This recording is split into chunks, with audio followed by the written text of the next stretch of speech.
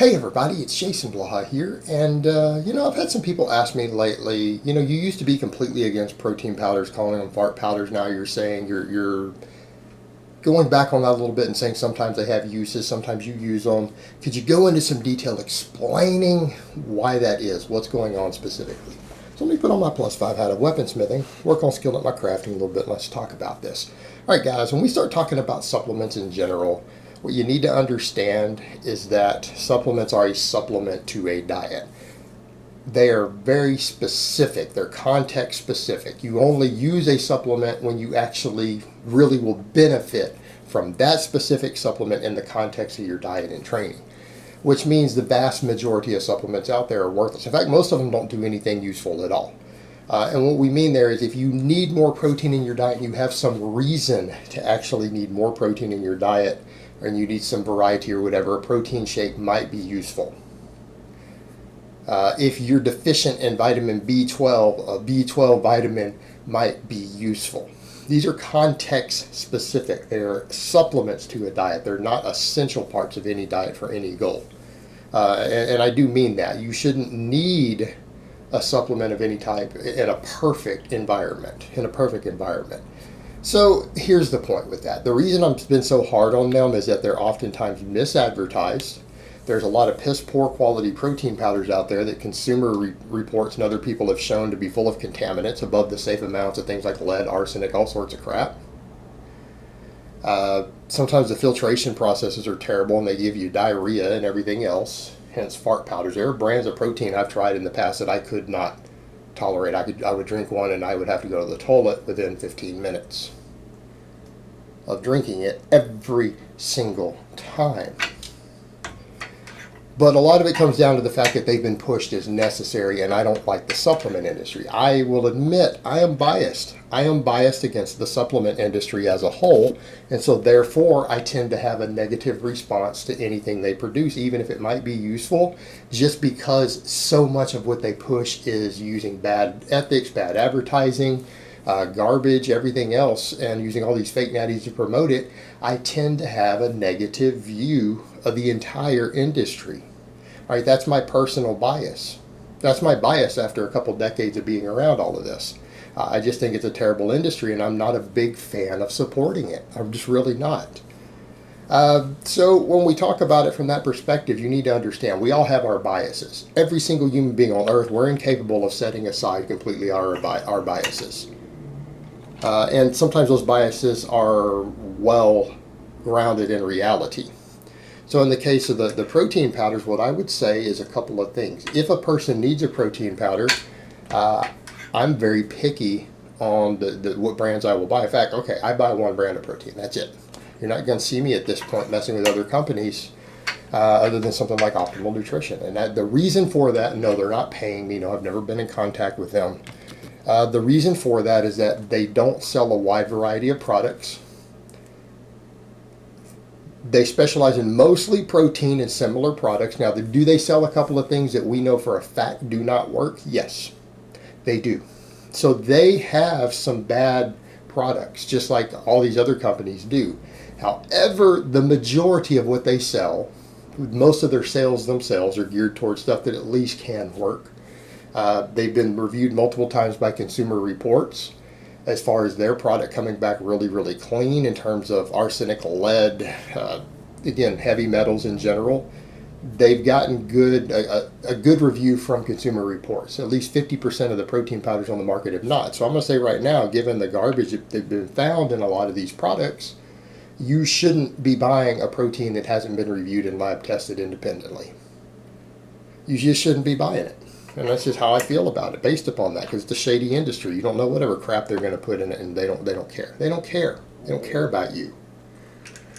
So if I am going to use one, I'm picky about it, and that's it. There are probably other brands that fall into that same category, so I don't want to single them out. That's just what I'm choosing to use based upon that. Right? That's it. So that's what I use. And I buy it in bulk off Amazon when I use it. So there's that factor to consider, that you shouldn't just be taking random brands. And I wouldn't use any of the cheap ones for those very reasons. In fact, I've always found that cheaper brands gave me severe diarrhea every single time without fail. Without fail. So that's also a factor. Now, my other problem with it is that they've been marketed as essential. All right, they have a niche role. They have a niche role. The role of protein powders is for someone who legitimately has a dietary need to protein overfeed for the most part. I don't buy the convenience factor because I don't think they're that convenient for people who need normal amounts of protein. Right? If you're consuming just enough protein and you're not a really, really fat person with an insane appetite and you're struggling to get in enough protein that you need to take protein shakes, I don't think that's an appropriate use. They've been marketed that way because kids have been told if you're a hard gainer, you need all this protein, and so they're sending out protein shakes. Well, I'm sorry, the hard gainer doesn't need protein shakes. If anything, protein shakes are going to make it more difficult for the skinny guy who's struggling to gain muscle. The reason you're struggling to gain muscle and weight is because you can't eat enough. The last thing you need to be doing is forcing down more protein, which is known to impede appetite. It's known to have a higher thermic effect, which means you need even more calories when you overfeed it. And if you're overfeeding protein,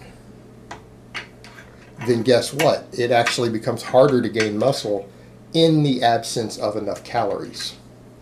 Well, the hard gainer, the last thing they need to be doing is trying to be eating 200, 250 grams of protein, right? They need to be getting more carbs and fat because they struggle to eat enough. In other words, if you're an average height male and you have ever been as light as 150 pounds, these protein shakes are going to be a very niche role for you. You obviously do not have a voracious appetite. Now, people are going to say, well, there's exceptions to that rule. There are. But do we discuss stuff like this for the exception to the rule, or do we make stuff for 90% of the people listening? All right, my information is going to be geared for 90 to 95% of the population listening, and I'll put caveats to discuss the exceptions. Odds are the people listening are not the exception. Most people who ever been that light as a healthy young man who's not short probably don't have an appetite, or else they wouldn't be able to drop down to 150 pounds, barring against some sort of drug use or something else. That's just a light body weight, and that requires a pretty low caloric intake for a sustained period of time to stay at 150. And when I mean low, I mean a low caloric intake relative to someone who eats a lot, someone who trains. So in other words, if you can be content on that whatever 2,200 calories a day they were probably eating for months on end, you might be the person who struggles to eat enough to gain muscle once you really start training hard. All right?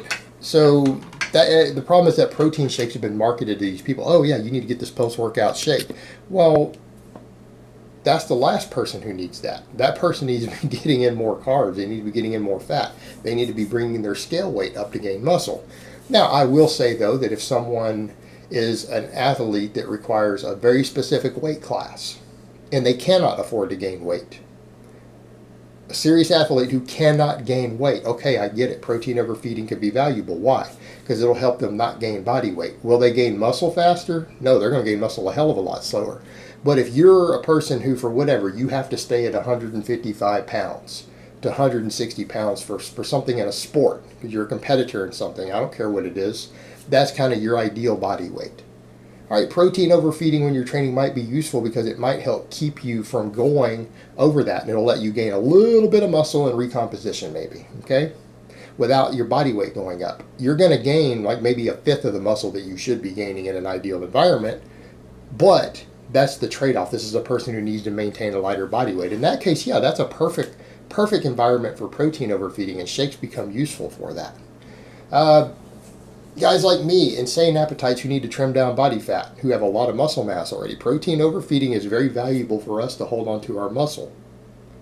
All right, I drink protein shakes because they allow me to have another source of protein in my diet so that I can fill something like 50% of my calories from protein to keep my appetite down while still getting a nutrient in that's going to have a large impact on muscle preservation. Look, we discussed that in the Martin Birkin video the other day with his lean gains approach. I think he's on to something there. I think he's right. It's something I've realized a long time ago.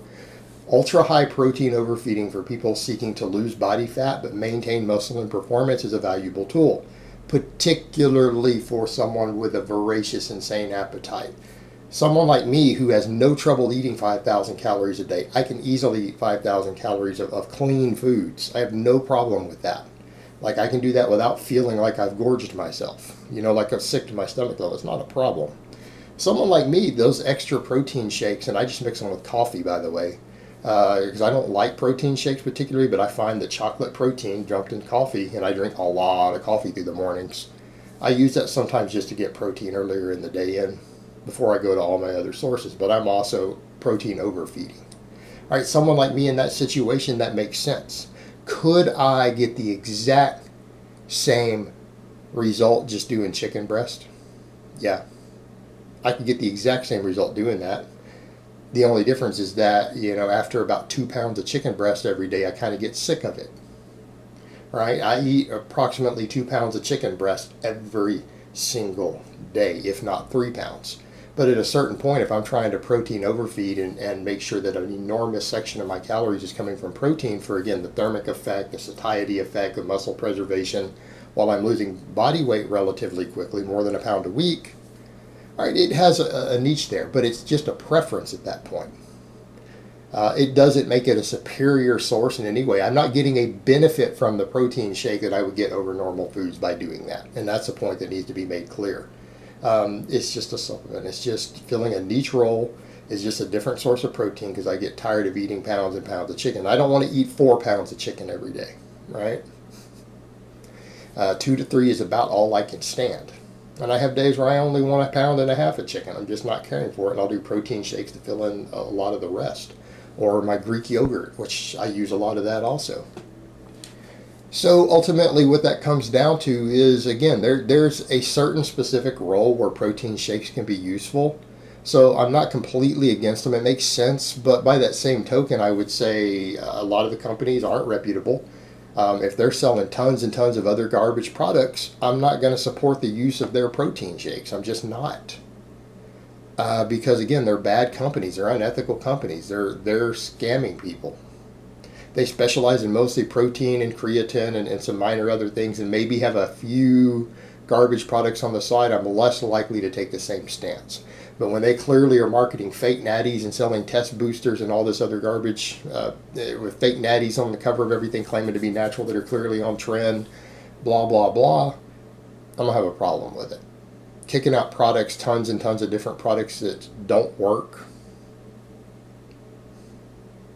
and hyping them up, yeah, I'm not going to support that. I'm not going to support even their protein powders because, again, that's a terrible company.